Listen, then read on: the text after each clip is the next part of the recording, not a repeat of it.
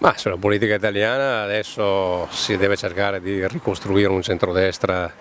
credibile, quindi rimettere assieme l'area popolare liberale come fece Berlusconi nel 94. In questo momento l'offerta politica si limita a Renzi da una parte, all'estrema sinistra,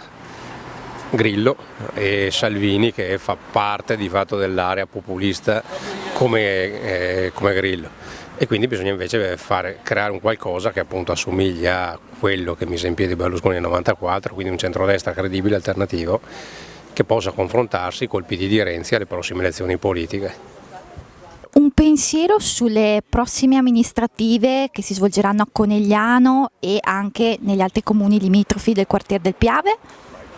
Sì, in prospettiva questo stesso discorso di politica più nazionale può essere anche rapportato a livello poi locale, anche se è chiaro che a livello locale poi contano molto le persone che si presentano ai cittadini e sono le persone che fanno la differenza, se riescono a incontrare o meno la fiducia appunto delle loro comunità. Ecco, anche sul territorio trevigiano la nostra formazione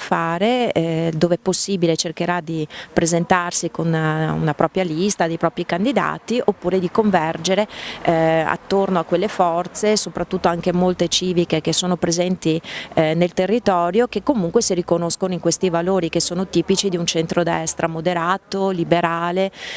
molto concreto, che abbia a cuore gli interessi veri dei territori e che soprattutto sia intento a dare risposte concrete ai problemi della gente. Ecco, questo è un po' il nostro obiettivo, portare avanti una politica molto seria, molto pragmatica, con attenzione a quelle che sono le necessità delle comunità. I prossimi obiettivi sono quelli, noi siamo una specie di lista civica nazionale e quindi che raggruppa soprattutto amministratori locali e quindi stiamo cercando sul territorio di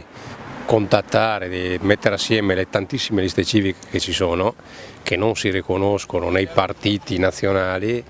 e che cercano invece appunto di essere molto legate alla propria gente e dare risposte concrete e quindi praticamente legare le liste civiche a livello territoriale per costruire un movimento a livello nazionale fatto di amministratori locali, perché la politica a Roma è meglio farla fare a chi ha amministrato il territorio, perché chi ha amministrato il territorio ha esperienza,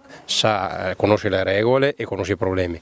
altrimenti si rischia di avere un Parlamento pieno di nani e ballerine, cantanti, artisti, persone che non sanno assolutamente cosa vuol dire la pubblica amministrazione.